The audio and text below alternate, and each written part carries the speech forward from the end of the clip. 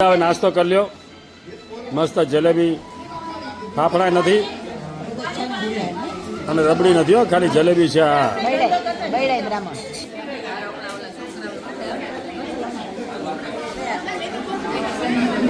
આ નીલમમાં બી રહી ગયા બાકી.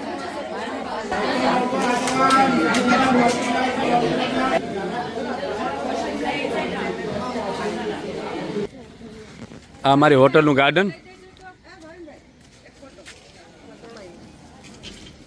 આ હોટલનું ગાર્ડન, અમારી ગાડી પડેલી છે. આ બાજુ રેસ્ટોરન્ટ હતું. ચિત્રકૂટમાં જગ્યા હોટલવાળાની ઘણી મોટી છે, જોકે આવી હોટલે બહુ ઓછી છે ને ભાઈ, એટલા માટે.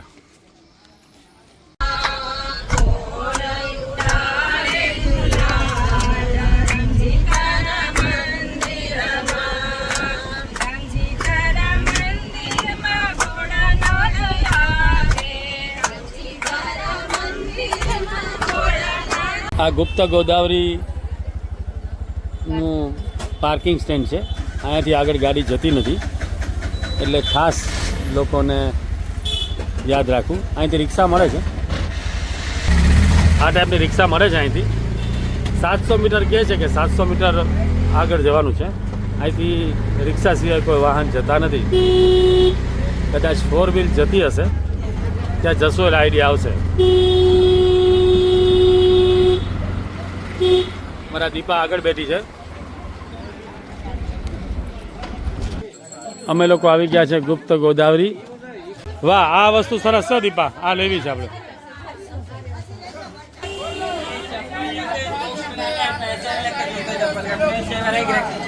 बॉक्स में डाल दीजिए, मंदिर आ गया, ऊपर नहीं जाएगा। ये स्लीपर का रख रखो ना, ऊपर नहीं जाएगा, मंदिर आ गया। ગુપ્ત ગોદાવરી જવા માટે તમને અહીંથી ટિકિટ લેવી પડે છે. 25 રૂપિયા ટિકિટ છે એની, અને બાળકોની 10 રૂપિયા છે. સવારે 6 થી સાંજે 5 વાગ્યા સુધી આ ગુફામાં તમે પ્રવેશ કરી શકો છો. આ જે ગુપ્ત ગોદાવરી છે એક જાતની ગુફા છે, અને ગુફામાં તમારે પાણીમાં ચાલીને જવાનું હોય છે. એક અલગ અનુભવ, એક અલગ જગ્યા આજે હું તમને બતાવવા જઈ રહ્યો છું. આ જો આગળ એક ગાઈડ પણ છે, અને આ બધી માહિતી આપે છે. લાઈન ઘણી લાંબી છે. शंकर भगवान माता पार्वती का बेलपत्र लेकर जाएं। ચિત્રકૂટ હિન્દુ ધર્મમાં ખૂબ જ પવિત્ર સ્થાન માનવામાં આવે છે, કારણ કે અહીં આવેલું આ ગુપ્ત ગોદાવરી જે ગુફાઓ છે તે ધાર્મિક અને ઐતિહાસિક રીતે ખૂબ જ મહત્ત્વ છે. હિન્દુ કથા અનુસાર રામ, સીતા અને લક્ષ્મણજી જ્યારે વનવાસમાં હતા ત્યારે થોડો સમય માટે ચિત્રકૂટ વિસ્તારમાં પણ રહ્યા હતા, અને ભગવાન રામ અહીં ગુફામાં દરબાર લગાવતા હતા. આ ગુફાની અંદરની એક નાની નદી પણ વહે છે. માન્યતા છે કે આ નદી ગોદાવરી નદીની ગુપ્ત ધારા છે, એટલે એને ગુપ્ત ગોદાવરી કહેવામાં આવે છે. ગુફાની અંદર પાણી ઘૂંટણ સુધી હોય છે. ભક્તો પાણીમાં ચાલીને દર્શન કરવા જાય છે. અહીં મુખ્ય 2 ગુફાઓ છે, એક નાની ગુફા અને એક મોટી ગુફા. જે એક મોટી ગુફા છે તેમાં રામ દરબાર હોવાનું માનવામાં આવે છે, અને બીજી ગુફામાં સતત પાણી વહેતું રહે છે. ગુફાની અંદર કુદરતી પથ્થરોના આકાર ખૂબ જ અનોખા લાગે છે. હિન્દુ ભક્તો માને છે કે અહીં દર્શન કરવાથી પાપોના નાશ થાય છે, ભગવાન રામની કૃપા મળે છે. તેથી ચિત્રકૂટ યાત્રામાં આવતા લોકો માટે ગુપ્ત ગોદાવરીના દર્શન ખાસ મહત્ત્વના માનવામાં આવે છે.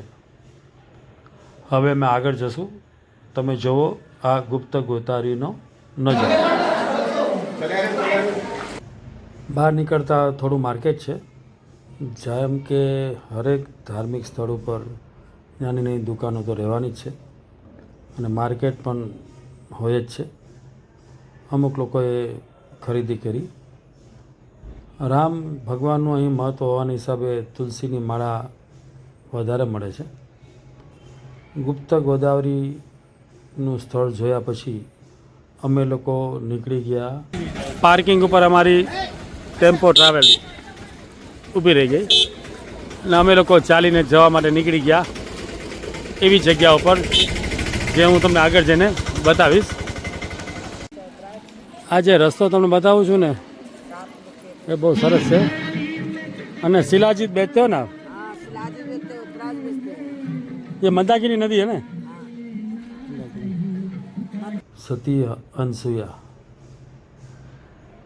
જોવા માટે અહીંના દર્શન અમે કરશું.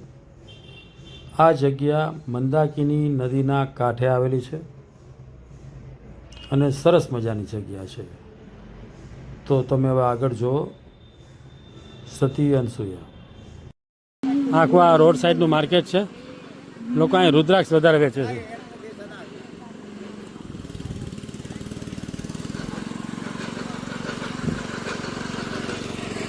આ રીતે બધા મહારાજ હોય છે. અને આ છે આ સુતા હનુમાન. આવા જ હતા ને કાલે?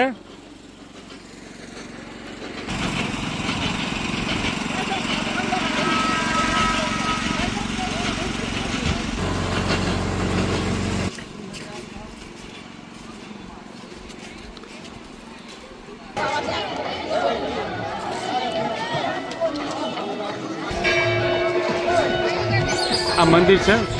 ચિત્રકૂટમાં સતી અનસુયાનો આશ્રમ આવેલો છે અને આ સ્થળ ધાર્મિક સ્થાન તરીકે ઓળખાય છે.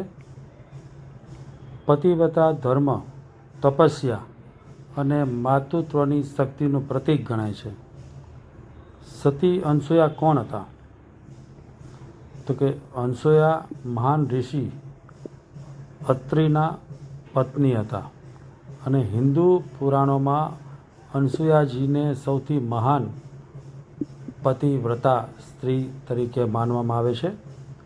તેમની તપસ્યા અને પવિત્રતાથી ખ્યાતિ આખા બ્રહ્માંડમાં પ્રસિદ્ધ છે. એક કથા અનુસાર એક વખત બ્રહ્મા, વિષ્ણુ અને શિવ એમની પતિવ્રતા શક્તિની પરીક્ષા લેવા માટે ભિક્ષુક રૂપમાં આશ્રમમાં આવ્યા હતા. એમને અનસુયાજી પાસે ભિક્ષા માગતા કહ્યું હતું કે તેમને નિવસ્ત્ર થઈને ભોજન કરાવવું પડશે. હવે અનસુયાજીએ પોતાની તપસ્યા અને શક્તિથી ત્રણેય દેવોને નાનકડા બાળકમાં ફેરવી દીધા અને એને માતા તરીકે ભોજન કરાવ્યું. અને આ ઘટનાથી શક્તિ અને પવિત્રતા જગતમાં પ્રસિદ્ધ થઈ ગઈ. પછી એને દેવોને પ્રસન્ન થઈને અનસુયાજીને આશીર્વાદ આપ્યો. પોતાના ઘરે દત્તાત્રેયનો જન્મ થયો, જે બ્રહ્મા, વિષ્ણુ, મહેશનું સંયુક્ત સ્વરૂપ માનવામાં આવે છે. આજે પણ ચિત્રકૂટમાં સતી અનસુયાનો આશ્રમ છે. નજીકમાં જ તમે જોયું એમ મંદાકિની નદી પણ છે. આસપાસનું વાતાવરણ એકદમ શાંતિ આપે છે.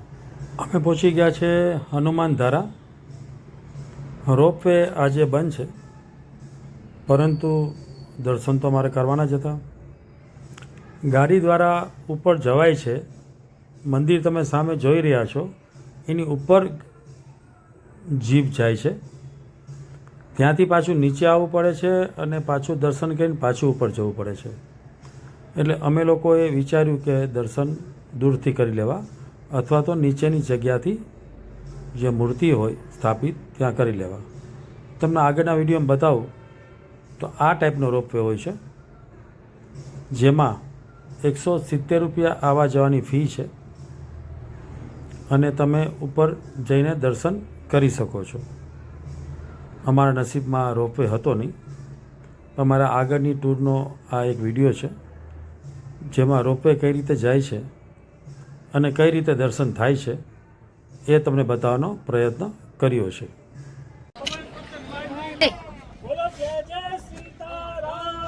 જય જય શ્રી રામ. ચિત્રકૂટમાં આવેલું હનુમાન ધારા ખૂબ જ પ્રસિદ્ધ ધાર્મિક સ્થળ છે અને આ સ્થાન તમે જોયું એમ પર્વત ઉપર આવેલું છે. અહીંથી સુંદર કુદરતી દ્રશ્ય નીચે જોવા મળે છે. હિન્દુ માન્યતા મુજબ જ્યારે હનુમાન રાવણની લંકા સળગાવીને પછી જ્યારે પાછા આવેલા ત્યારે એના શરીરમાં અગ્નિ જેવી ગરમી હતી. ત્યારે ભગવાન રામે પર્વત પરથી પાણીની એક ધારા પ્રગટ કરી. એ પાણી હનુમાનજીના શરીર પર પડતા તેની ગરમી શાંત થઈ. તેથી આ સ્થાનને હનુમાન ધારા કહેવામાં આવે છે. અહીં પર્વત ઉપર હનુમાનજીની મૂર્તિ છે. મૂર્તિના માથા ઉપરથી સતત પાણીની ધારા વહે છે. આ પાણી કુદરતી રીતે પર્વતમાંથી આવે છે. યાત્રાળુ આ પવિત્ર પાણીના દર્શન અને સ્પર્શ કરે છે. હનુમાન ધારા સુધી પહોંચવા માટે લગભગ 350થી 400 જેટલી સીડી ચડવી પડે છે. ઉપર પહોંચ્યા પછી ચિત્રકૂટનું આખું સુંદર મજાનું ગામ તમે જોઈ શકો છો. તો આ છે ચિત્રકૂટની હનુમાન ધારા. આજે રોપવે બંધ હોવાના હિસાબે અમે લોકો ચાલીને જઈ રહ્યા છે હનુમાન ધારા. હનુમાન ધારાની ઉપર છે ને, જે ટોપ ઉપર દેખાય ને ત્યાં સીતા રસોઈ છે. ત્યાં સુધી ગાડી જાય છે, પણ એ જીપ જાય છે. રસ્તામાં પથ્થર ને એવું બધું બહુ છે, એટલે પરમિશન તો મળી ગઈ મને, પણ ગાડીમાં નુકસાની બહુ થાય. એટલે પછી આપણે ના પાડી કે ના ભાઈ આપણી ગાડી લઈને નથી જવું. અમે લોકો નીચેની જગ્યામાં જાય છે જ્યાં મંદિર છે. એટલે અહીંનું મંદિર પણ એટલું જ પુણ્ય છે. આ લોકો અહીંયા બધું ચીકીને એવું બધું બનાવે છે, પાપડને. અહીં પ્રસાદમાં લડ્ડુ મળે છે ને આ બધા પાપડ લાલ પીળા. હનુમાન ધારા જો કોઈને જવું હોય તો ટોટલ 600ની ઉપર સીડી છે. એ સીડી ચડીને તમારે જવું પડે. બાકી તમે રોપવેમાં જઈ શકો.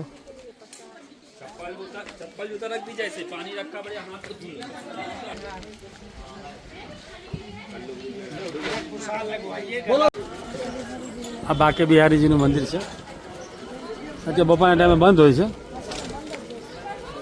અમે લોકો આવ્યા છે કામતગીરી પર્વતમાળા. નામ તો તમે સાંભળ્યું હશે. અહીંયાથી મંદિર ફક્ત 20 કદમ. આ તો બધા એવું જ કે 20 કદમ નહીં, 200 મીટર બોલતા. ચા કામતગીરી. ત્યાં બધાની થેલીઓ બધી તમે જો મસ્ત બધી છાપેલી હે. ના પણ જગ્યા સારી છે. અને અહીંયા પ્રદક્ષિણાનું મહત્ત્વ છે.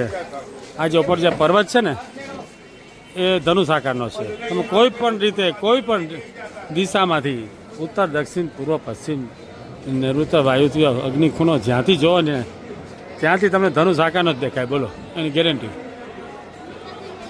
અને એની પરિક્રમા કરવા માટે લોકો દૂર દૂરથી આવે છે. અને 4.5 થી 5 કિલોમીટરની આ પરિક્રમા હોય છે. આ જો આ મેન સીડી છે. અમારે શું છે કે બધી જગ્યાએ આજે દર્શન બધા ફટાફટ થઈ ગયા. આ બંદા છે ને, બાંદા, એ પણ એમપીમાં જ આવ્યું છે. આ મંદિર પણ એમપીમાં જ છે. તો ચલો દર્શન કરીએ.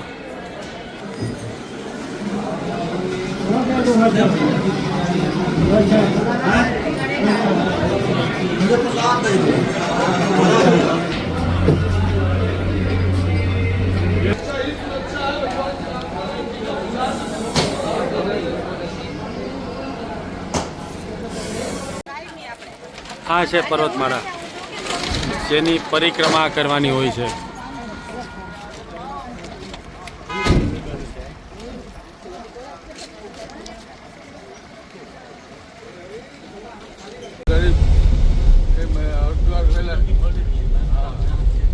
अबे पलट जाएगा यार, क्यों इतना भगा रहा है उसको।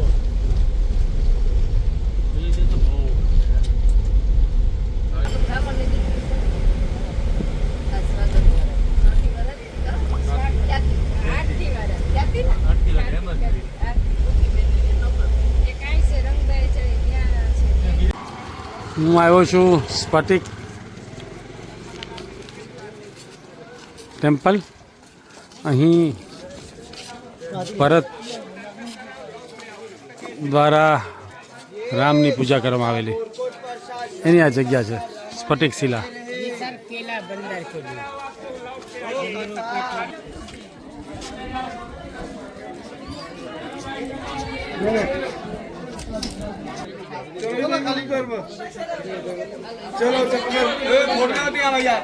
परिक्रमा लगाइए, उतरते जाइए.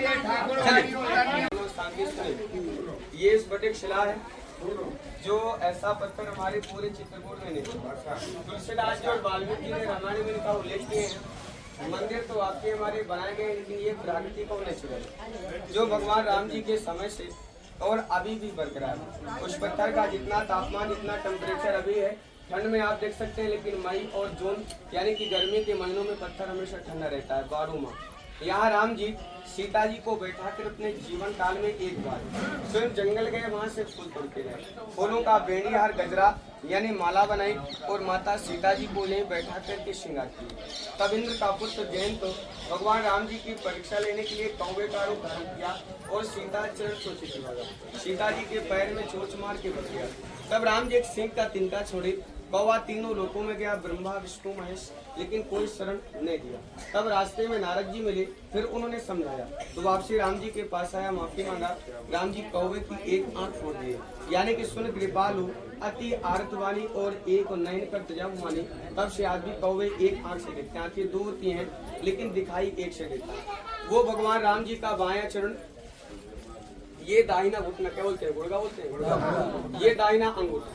जब राम जी गुड़गा टेक करके कौवे को बाण मारी, वहाँ राम जी बैठे थे. यहाँ माता सीता जी, ये माता सीता जी का पैर है. भगवान नीचे वाले शिला में लक्ष्मण जी बैठे तो राम जी का मंदिर है. आप लोग पीछे मुड़ के ऊपर देखेंगे तो आप सभी को प्राचीन एक शाला दिखाई देगा. दिख रहा ऊपर हमारे बड़े महाराज जी हर वर्ष आज भी भगवान ज्येष्ठ गंगा दशहरा जानते हो, दशहरा में हमारे बड़े महाराज जी 7 दिन वहाँ विष्णु महायज्ञ करते हैं. उसमें श्रद्धा अनुसार जबरदस्ती नहीं, थोड़ा बहुत दान लेते हैं. भगवान 51 रुपए और 101 रुपए का दान लेते हैं. आत्मा और इच्छा करें तो दान कर सकते हैं. क्यों लेते हैं? यज्ञ में तीर्थ में एक साधु संत महात्मा का भोजन हो जाता है, उसी में 51 और 101 रुपए का दान लेते हैं. आत्मा के रुपये ना कहे तो डरने और घबराने जोड़ते हैं. इन लाल चिन्हों को बचाते हैं. इस पत्थर के ऊपर से साइड से किनारे से प्रेम से परिक्रमा लगा लीजिए. परिक्रमा लगाना जरूरी है. दान करें तो भला और ना करें. खड़े हो जाओ तभी लग पाएगा. ऊपर से आप सभी लोग खड़े आए, प्रेम से परिक्रमा लगाएं. भगवान ने याद करो, नहीं तो प्रेम से. જ્યારે રામ સીતા અને લક્ષ્મણજી વનવાસ દરમિયાન ચિત્રકૂટમાં રહેતા હતા ને, ત્યારે માતા સીતાજી આ નદી કાંઠે સ્નાન કરવા માટે આવતા હતા. એટલા માટે જ આ નદીનો આ જે કુંડ છે એ કુંડનું નામ જાનકી કુંડ છે. અને આ નદી મંદાકિની નદી છે. કુંડ પાસે પથ્થરોમાં સીતા માતાના પગલાંના નિશાન હોવાનું પણ માનવામાં આવે છે. બહુ સરસ મજાની જગ્યા છે, મનને શાંતિ આપે છે. ચિત્રકૂટના દર્શન હજી અધૂરા છે, આરતી કરવાની બાકી છે. હું તમને ઘાટ ઉપર પણ લઈ જઈશ, પણ એ પહેલાં આ ચેનલને લાઈક કરો, શેર કરો અને સબસ્ક્રાઈબ કરો. હું તમને આરતી બતાવીશ.